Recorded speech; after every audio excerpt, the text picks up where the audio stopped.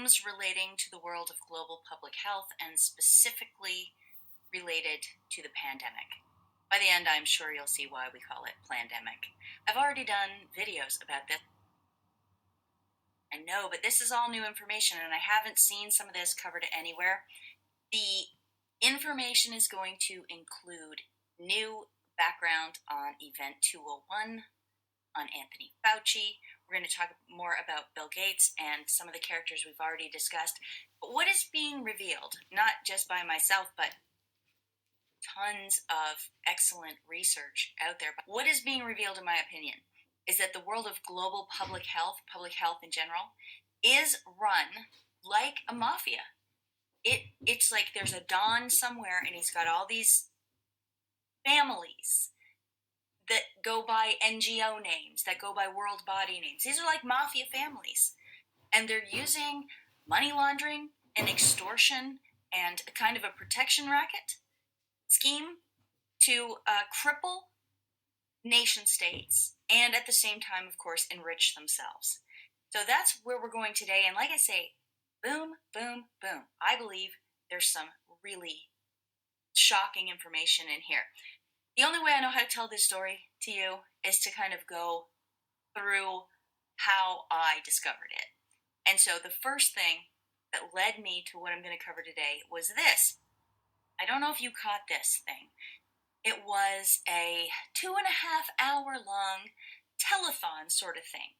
This pledging event, they called it.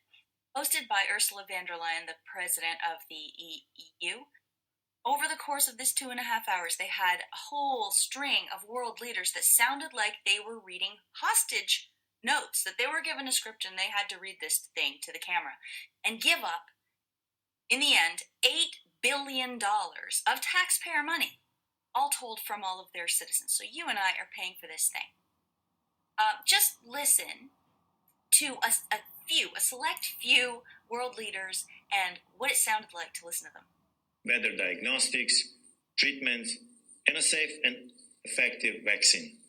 COVID-19 diagnostics, therapeutics and vaccines. Largement du développement et du déploiement rapide de diagnostics, vaccins et traitements efficaces. Universal access to vaccination, treatment and diagnostics. Equitable access to new COVID diagnostics, therapeutics, and vaccine.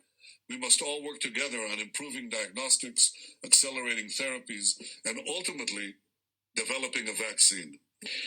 We need to make vaccines, treatment, and diagnostics accessible to everyone. Vaccines, treatments, and diagnosis will be the most effective way to do it. We need new diagnostics, vaccines, treatments, and an equal distribution to all. On equitable access to diagnostics, treatments, and vaccines. And affordability of the vaccines, therapeutics, and diagnostics in order to develop adequate treatments and vaccine. I don't know about you, but that was embarrassing for me to hear them back to back saying basically the same thing that they were obviously told to say by somebody. The question is, who is that somebody?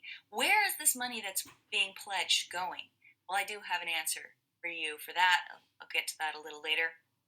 The interesting thing about this pledging event was that in addition to the world leaders, Ursula von der Leyen also had on testimonials from the people who are going to be benefiting from this.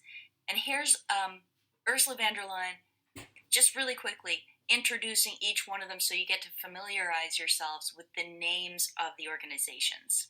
For the World Health Organization, Director General Dr. Tedros. And now we move on to the World Bank, the World Economic Forum. For the International Federation of Pharmaceutical Manufacturers, the Bill and Melinda Gates Foundation. For Gavi, the Vaccines Alliance. For the Coalition for Epidemic Preparedness Innovations, CEPI. Without you, Victor, my friend, all this would not have happened. I'm Victor Zhao, President of the U.S. National Academy of Medicine and a board member of GPMB, the Global Preparedness Monitoring Board. The one that set me off on this journey today was the very last one there, Victor Zhao. Victor Zhao, who they said was president of the National Academy of Medicine and a board member of the Global Preparedness Monitoring Board. And I thought to myself, I've never heard of the monitoring board, but why would she say, "Without you, Victor, my friend, all this would not have happened"?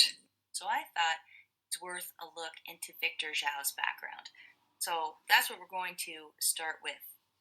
Victor Zhao, first of all, he was born in China, and I'm sorry, but in today's day and age, when we understand subversion and we understand how China has slowly compromised the United States, it's significant, in my opinion, that Victor Zhao was born in China and that his father owned a chemical manufacturing company. Chemical manufacturing, that is big pharma. Most people, I guess, well, I don't know, I used to think of chemical manufacturing as chemicals. I didn't put it together that it was drugs and poisons and insecticides and things like that. But that's what it is.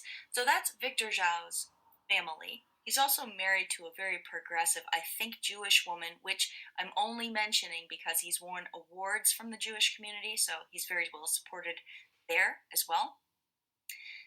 But listen to just some of the things Victor Zhao does and did. President of the U.S. National Academy of Medicine, serves as vice chair of the U.S. National Research Council. He's Chancellor Emeritus and James B. Duke Professor of Medicine at Duke. He was also Chairman of Medicine at Harvard, as well as Chairman of Medicine at Stanford U. And he served on the Board of Health Governors of the World Economic Forum and chaired its global agenda. He was also on the advisory committee to the NIH director, and that's significant because Anthony Fauci at the NIAID is in the National Institute of Health as well. And there's so much more that isn't listed in that 2018 biography that I just showed you. So one of the things they talked about was that he is chairman of NAM, the National Academy of Medicine. Just get a load of this logo, by the way. I know medicine is associated with a snake, but it's usually on the caduceus. To remove it from that is a little odd. And to have it arranged so that there are 3 6s showing in the logo, also, it raises a red flag for me. How can it not? I don't know if you can see the 3 6s, and it's hard for me to point them out. The one is right in the middle. See that one? Then there's like a big one that is the whole outside, like that. There's the one that comes from the neck of the snake and up and back around this way. Victor appeared at a nurses' conference, and instead of me reading this to you, why don't I let you watch the clip? So as of July 1, 2014, we reconstituted the national academies so that the IOM is now a national academy itself, hence called the National Academy of Medicine. Although we call it National Academy of Medicine, I don't want you to have this name fool you to think we only focus on medicine. We are about health. It's a much broader mission, and I want to make sure you get that message. There are many different reasons why we use this name for internal purposes, and etc. The second is to create reports that these recommendations are our recommendations, and frequently, because our work is also commissioned by Congress, by U.S. government, and by global governments, they are the recommendation for policy, for legislation, for law, etc. Did you notice that he tells them not to be confused by the name? And he said, we use that name for a lot of reasons. It almost is like we need to keep up credibility. We need to keep up appearances. The National Academy of Medicine, which was founded by an act of Congress, is no longer part of the government. Here is how the National Academy of Medicine gets its funding now. From these foundations. Of note, the Bill and Melinda Gates Foundation, the Wellcome Trust, the Rockefeller Foundation, the U.S. State Department through the USAID, and the World Economic Forum, you will notice, is part of the oversight group. Some of these double up. The Wellcome Trust is part of the oversight group. The Rockefeller is part of the oversight group. To me, when I discovered that, that was a boom. The National Academy of Medicine is actually a 501c3 organization, a foundation, and it's funded by foundations. And it just so happens it's funded by some of the usual suspects. And just for your reference and records, here is a graphic. All right, the other thing that they said that he was part of is this GPMB, Global Preparedness Monitoring Board. And I was very curious about that as well. It turns out, you don't even need to look hard, the GPMB is the World Health Organization and World Bank. You can see it's co-convened in May 2018 by the World Bank Group and the World Health Organization. So it just made itself a seemingly independent organization. So when the public hears it, they're not going to think, oh, that's the World Health Organization again? That's the World Bank again? God, they do a lot of stuff. No. It's a front organization, isn't it? I mean, they don't hide it, but you have to go looking for it to find it. The funders of the GPMB are Bill and Melinda Gates Foundation, the Wellcome Trust, Germany, and this NGO called Resolve to Save Lives, which is run by a guy called Tom Frieden, who is the former head of the CDC and the former New York Health Commissioner. He also worked on Bloomberg Philanthropies. We're not going to talk very much about him today. That's left for another dig. On the GPMB website, we see that they had commissioned several organizations to write them reports about global health. Those organizations are down here: Red Cross, Johns Hopkins, Chatham House, Wellcome. And believe it or not, they even asked themselves, the World Bank and the World Health Organization, to write these reports. Down here, they specifically thank a guy called Tim Evans, and we're going to get to him in a minute. Just remember that they said that. Here's the reports that resulted from this commissioning. I just want to draw your attention to this particular one, which was written by the Independent Oversight Committee for the WHO Health Emergencies Program. The title of it is From Never Again to the New Normal. It's kind of creepy, because aren't they constantly saying that to us right now? The new normal, the new normal. And that report was written before this one, which came out in September 2019. I know that because this report, written by the GPMB, took the results of all of these and then made sort of a synopsis document here. I'm going to give you now a very quick look at their 7 most important points that came out of all of those reports. You're going to love it. The GPMB says 7 urgent actions to prepare the world for health emergencies. They must prioritize and dedicate domestic resources and recurrent spending for preparedness towards the Sustainable Development Goals. That's point 1 of what the GPMB wants, and what all those other 7 organizations recommended as well. Remember that. So here's points 2 and 3. Countries and regional organizations must lead by example and follow through on their political and funding commitments. They must build strong systems. This is point number 3. Heads of government must use a whole of government and whole of society approach. They must prioritize community involvement in all preparedness efforts, building trust and engaging multiple stakeholders. I don't like this whole of government plus whole of society approach to preparedness, because what does that sound like? That sounds like totalitarianism. And isn't that what it feels like we're living under today, with everybody get out at 8 o'clock and clap? Oh, clap and show your commitment to our preparedness efforts or our response efforts. Wear the mask or else you're a pariah. Snitch on your neighbors if they're not doing what they're supposed to do. Yeah, it reminds me of what we're going through today a lot. Here's points 4 and 5, which also have to do with funding.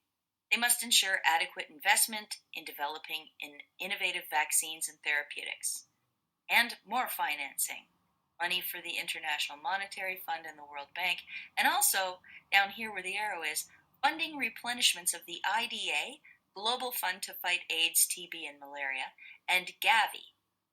Gavi and the Global Fund, those are Bill and Melinda Gates efforts. And the IDA, well, I noticed that it had a very similar logo to the World Bank. And of course, that's because it is part of the World Bank. And here's just more. Increase funding. That's point number 6. You see how they worked it. The World Health Organization and the World Bank created this seemingly independent body called the GPMB. And then the GPMB puts out a call for reports.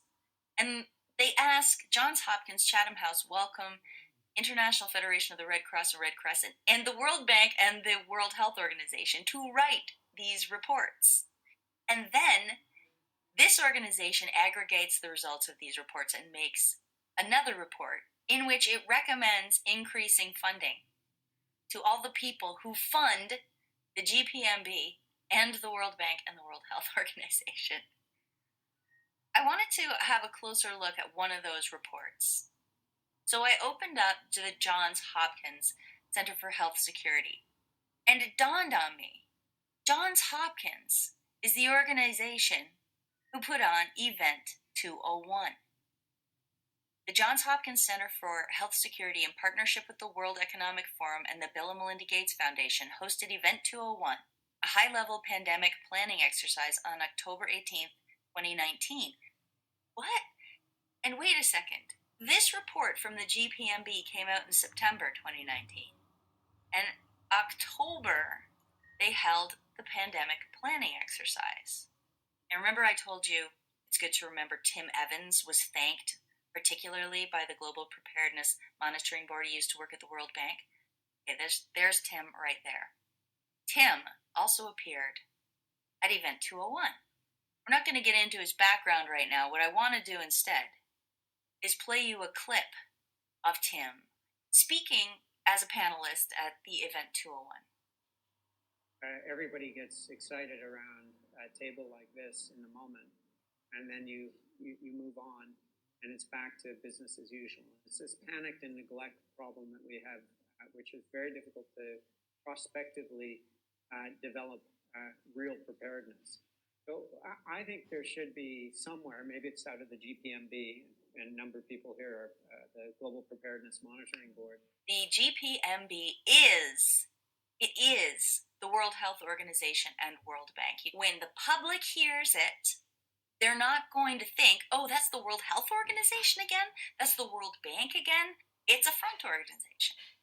There should be a time-bound plan with very clear targets with respect to what would constitute the new level of global preparedness. And we should look at what's required to get that financed, but that it has some real accountability to agents that lie behind or are advocating for a stronger global governance.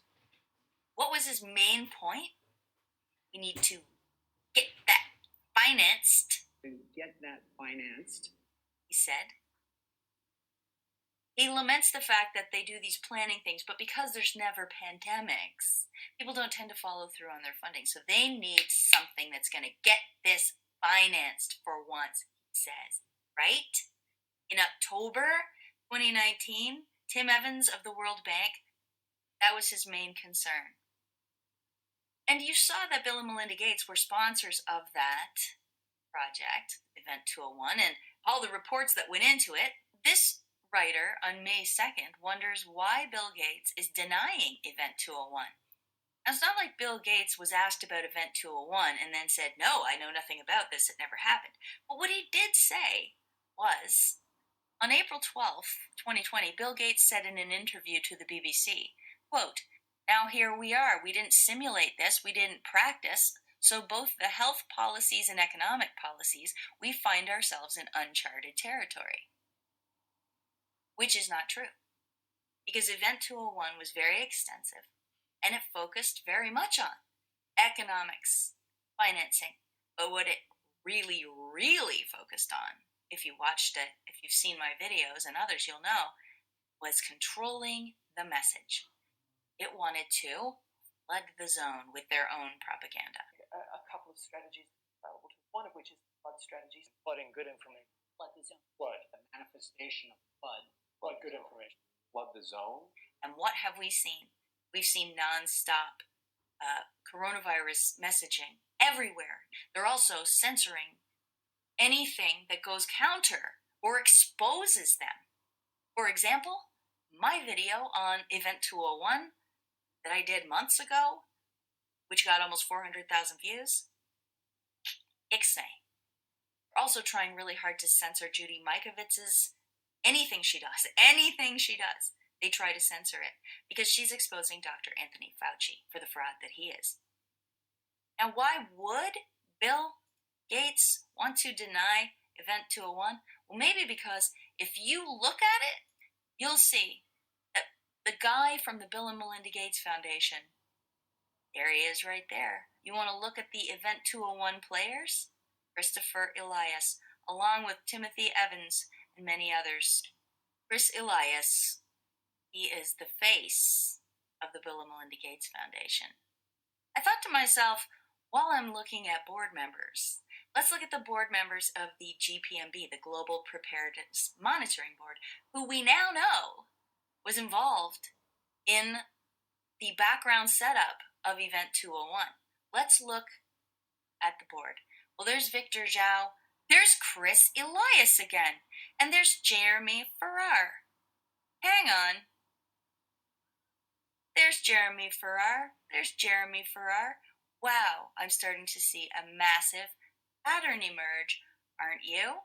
And this guy, George Gao, he was also at the Event 201 as one of the players. And he is from China's CDC, China's Center for Disease Control. But, you notice, I blacked one of the people out. I redacted them. And that's because I want you to have been fully prepared for the boom. Are you ready?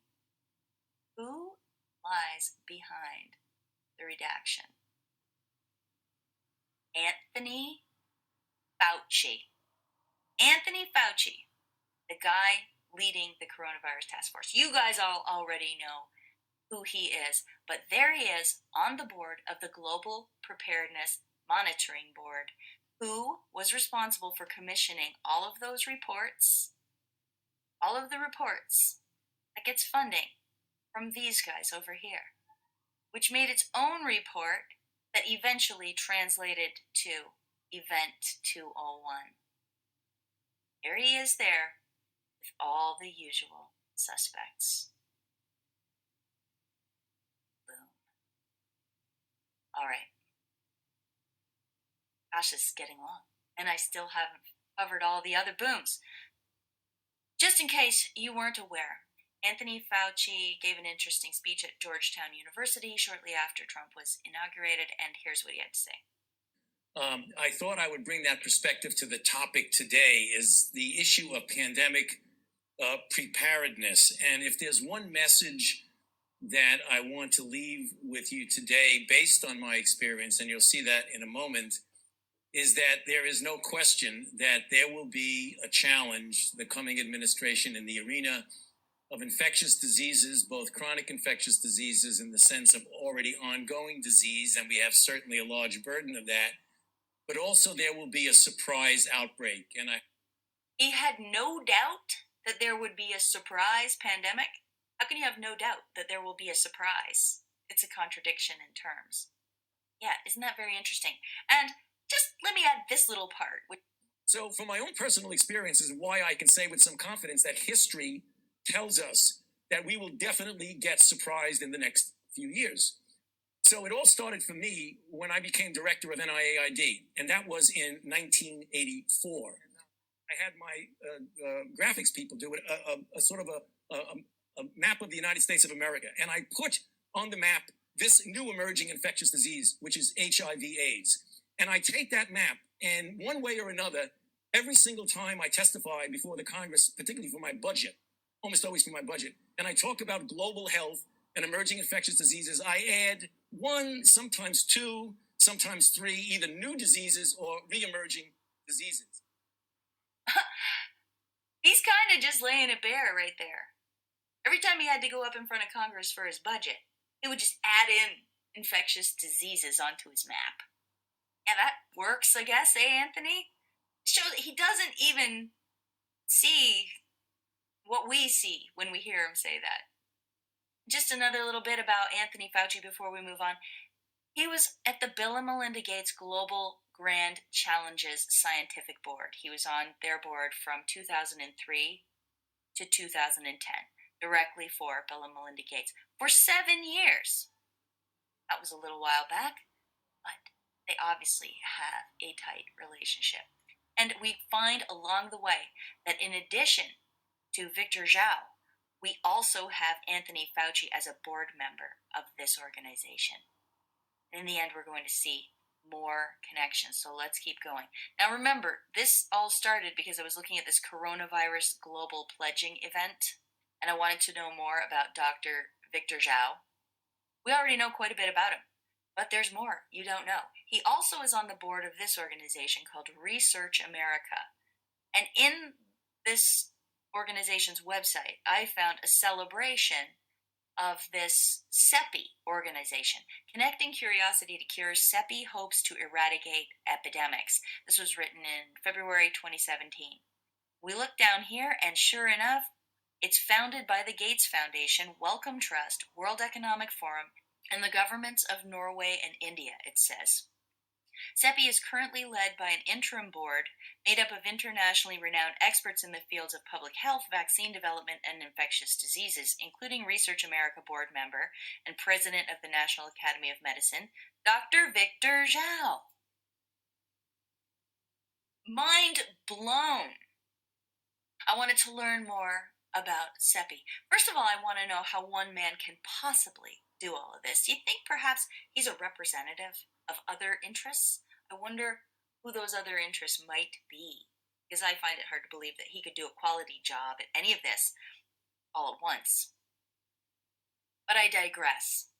I wanted to see if indeed that was who really founded CEPI, so I looked a little further, and I found this clip from the World Economic Forum.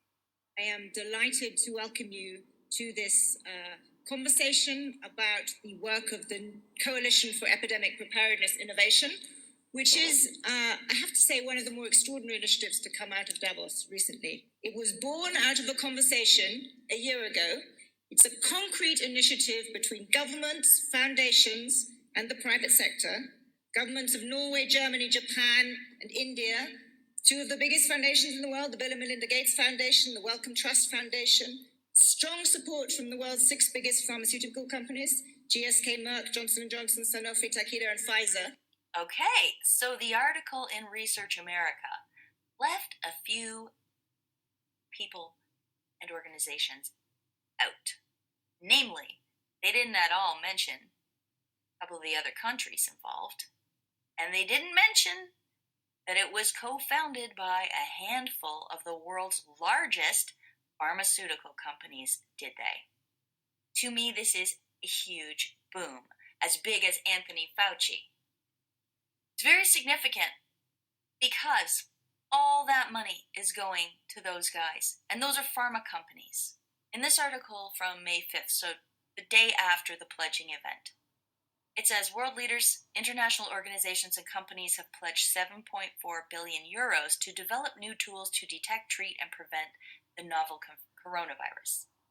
Leaders said that each euro or dollar will be channeled through global health organizations such as CEPI, Gavi, the Vaccines Alliance, and the Global Fund and Unitaid. When they were doing this telethon, I thought to myself, well, who is collecting this? The EU? Is the EU collecting it? And then they're going to give it out to who and how and when and where? No, it turns out that those organizations are the ones that's going to collect the money, and then they're going to give it out. Oh, right. Are they? So, when Melinda Gates appeared in her condescending, surreal testimonial on that coronavirus pledging event and said this, by combining the world's expertise and brain power and resources, we can attack this disease in the way it's attacking us globally. And by working together, we can beat it much faster than if we were working alone. Our foundation is proud to partner with you, and I'm pleased to announce today that we will pledge $100 million towards this effort. You can see how it isn't generosity at all. She is literally giving that $100 million back to herself.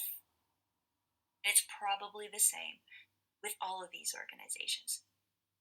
They have ways of translating that money into business gains for them outside of their foundations. Bill and Melinda Gates, as James Corbett just explained on his excellent video, which I will link to in the description box, he just explained that the Bill and Melinda Gates Foundation exists, but Bill and Melinda Gates also have something called the Bill and Melinda Gates Foundation Trust, which is where they can profit. And these things work together. They push for vaccines, and in the meantime, they're investing in vaccine companies with their trust. And all of these guys are doing the same thing. Okay. They set all of this up. They set this up as the repository for where they were going to demand we send the money to. Right? The World Economic Forum mafia, basically. The Davos set. That's them again. And then they make this whole sham, pretending there's a whole bunch of different organizations involved, but really it's all just them again, to write reports, which then produces a pandemic planning event where all they really focus on is controlling the message and getting finance. Get this finance. To get that financed. Then what happens? Boom! A real coronavirus pandemic happens. Really? Incredible. It's basically like protection money racket. When the mafia comes swinging into town and they go into the new, they go into the pizza parlor and they say, there's a problem around here with your windows getting smashed out. We can help you with that. We can make sure your windows don't get smashed out. And the person says, the pizza parlor owner says, there's no problem. I've never seen anybody's windows get smashed out. And that night after he locks up, sure enough, his windows get smashed out. And now he wishes he had have paid the protection money, right? So this allows them to now say, well, country leaders, we tried to warn you. We tried to get you to pay up before, but now look what's happened. Now everybody's dying in all the hospitals. Now our economies are going in the toilet. Please give us the money now, or it's just going to get worse. And aren't they saying that? It's just going to get worse. This is the new normal. Funny enough, the title of one of the reports that the Global Preparedness Monitoring Board commissioned. Isn't that a coincidence? And sure enough, our leaders are turning tail and ponying up the dough.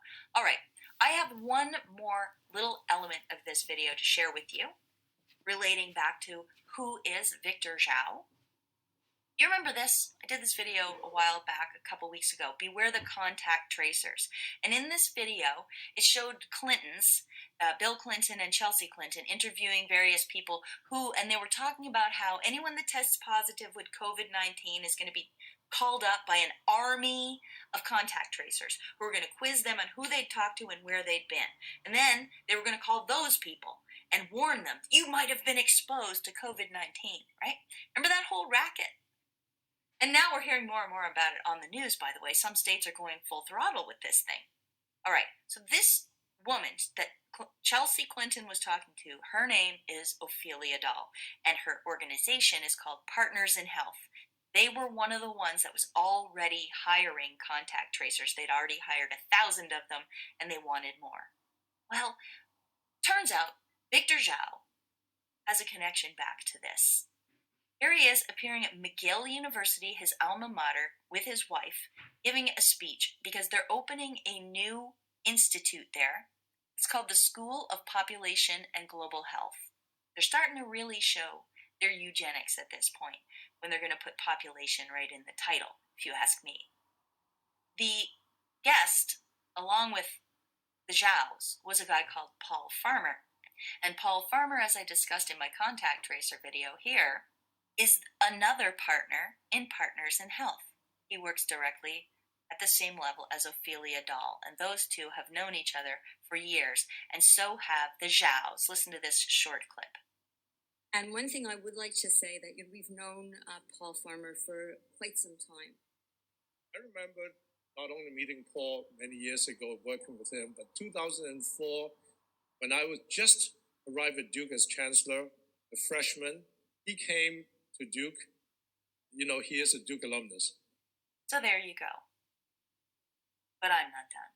I don't know if you noticed when I showed you Tim Evans's bio earlier. Did you catch one of the highlighted words? McGill. Timothy Evans joined McGill University in September 2019 as the inaugural director and associate dean of the School of Population and Global Health. You're kidding! You're kidding! The gang's all there.